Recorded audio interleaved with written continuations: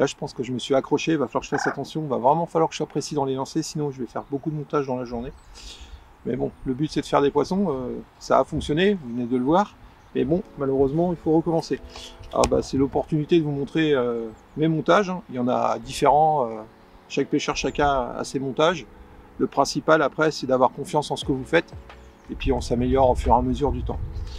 Donc je vais utiliser tout simplement des Stos, c'est ce qui est prévu, hein. Donc c'est des tétines pour faire des butées, donc vous en avez 3. Donc là je viens de les mettre sur ma ligne. Au milieu vous avez la graffe, qui va permettre après de venir mettre la cage. Ah, ça va être comme ça, vous le verrez après, j'ai mon doigt, mais voilà. Donc ça sera monté comme ça. Voilà. Et ensuite, donc là je vais les refermer.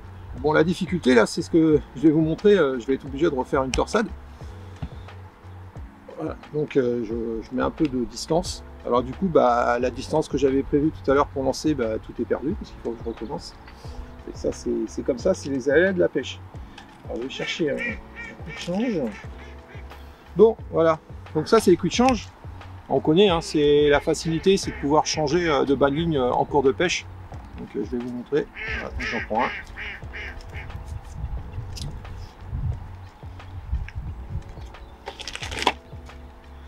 Hop. Alors, ce que je vais faire moi, d'habitude je fais une boucle dans boucle, et puis là je vais venir le mettre comme ça. Et là on va rigoler parce qu'il faut faire une torsade. Alors le but c'est de tourner d'un côté et de l'autre sans lâcher les doigts. Alors c'est vrai qu'avec le pansement c'est pas évident. Naturellement elle va se faire. Alors moi j'ai une petite astuce, c'est que tu prends ton truc plus à ras de là où ça se torsade. Tu verras, c'est plus facile.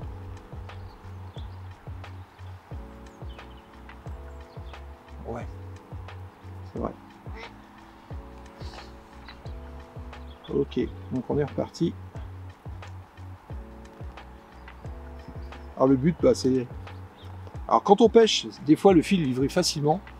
Et quand on veut faire une torsade, des fois ça marche pas. Et, alors le but c'est de faire une petite torsade de 8-10 cm. Alors la torsade elle sert à quoi? C'est tout simplement de dégager votre bas de ligne de la cage pour éviter les emmêlements quand vous lancez.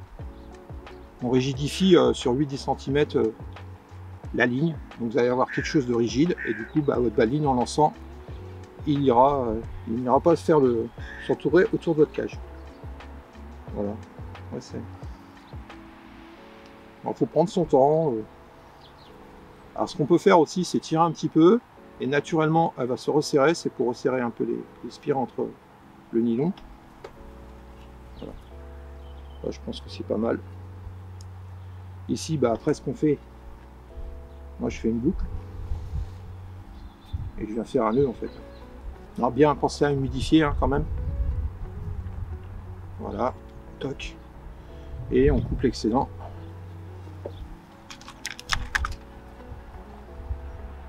On peut laisser un petit peu, on peut laisser 2-3 mm. Donc ça fait une butée aussi, si ça glisse un peu, bah, au moins l'avantage c'est que la tétine va venir se coincer dans le nœud. Voilà. Toc, ça c'est fait. On met tout en position. Voilà. Là je vais y mettre la cage.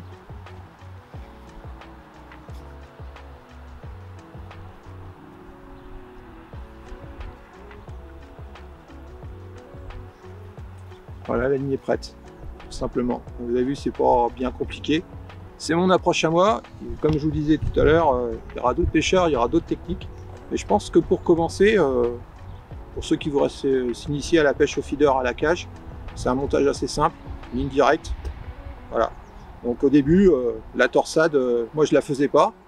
Avec l'expérience et en pêchant, bah, on y va parce que vous en mêlez en cours de pêche au bout d'un moment. Donc, elle est quand même vachement nécessaire. Voilà. Allez, on va relancer, refaire la distance. Essayez de ne pas aller dans l'arbre. Parce que là, on est quand même dans une pêche dans les obstacles. Du coup, là, ça va pas vraiment être. Voilà, faut que je fasse attention. Alors là, vous voyez, il y a en face de moi, là, il y a un piquet. Alors je tire à droite du piquet. Le problème, c'est que si je tire trop à gauche, je peux avoir un accro sur moi, un trou, un truc comme ça dans le fond, et je casse à chaque fois. Donc, ça va être, je pense que je vais laisser un petit peu de montage aujourd'hui. Là, je suis encore un peu court. C'est presque ça, je suis dans la bonne distance. Je vais remettre un peu. Le risque, c'est d'aller dans l'arbre, ça sent ça, malheureusement. Alors là, j'ai.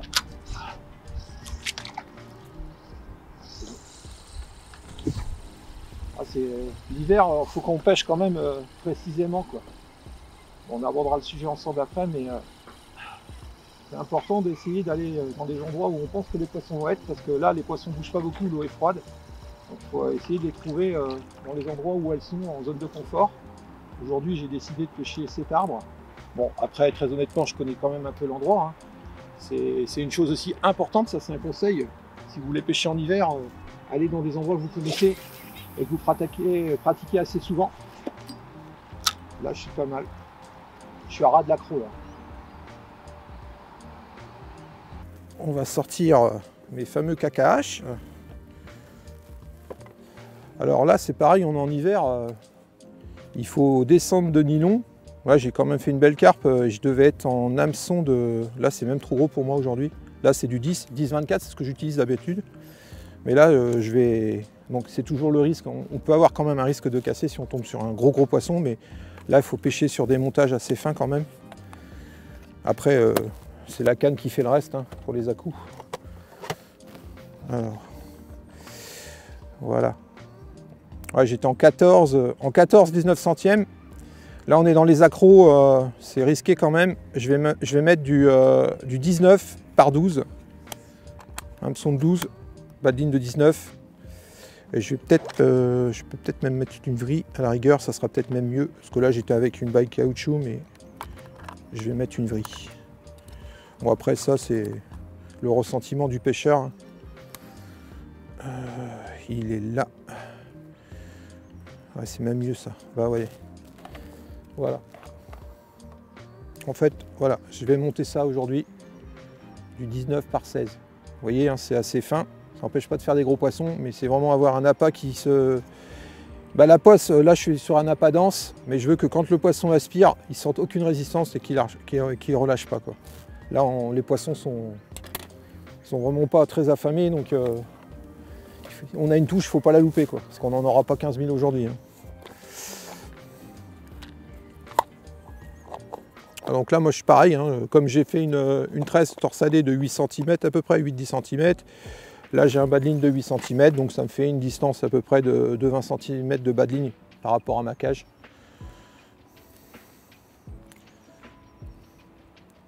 Donc la torsade, l'avantage, bon, soit la bague, soit la torsade.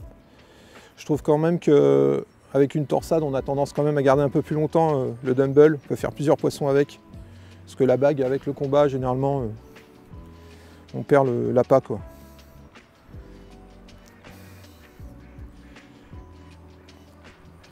Voilà. Petite présentation. Vous avez vraiment l'hameçon. Moi, j'aime bien ça parce que on a vraiment l'hameçon qui est dégagé du dumbbell. Et le poisson sent rien et on vient vraiment bien piquer dans la lèvre, la partie la plus dure du poisson et on ne décroche pas. Hein. Vous voyez, j'ai pas d'ardillon, j'ai pas de problème. Voilà, allez. Donc après le quick change, donc c'est l'avantage. Après en cours de pêche, s'il y a besoin de changer de diamètre de fil ou d'hameçon, ou de taille d'hameçon, ou de longueur aussi, bah, ça va très très vite. Voilà. Après on a la petite gaine silicone noire qui est là.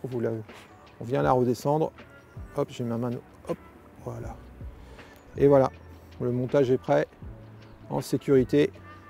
Alors pas oublier de remettre la gaine, hein, parce que ça peut arriver des fois, on oublie et on ramène, on dit « Oh, j'ai plus rien », mais un petit détail, mais ça a de l'importance.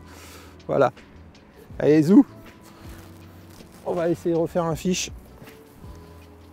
sans aller s'accrocher dans la racine.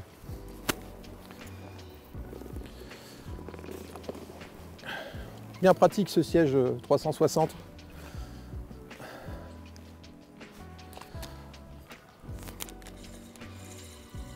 Voilà. Donc ça fait vraiment à peu près 20 cm de bas de ligne, quoi. Hop.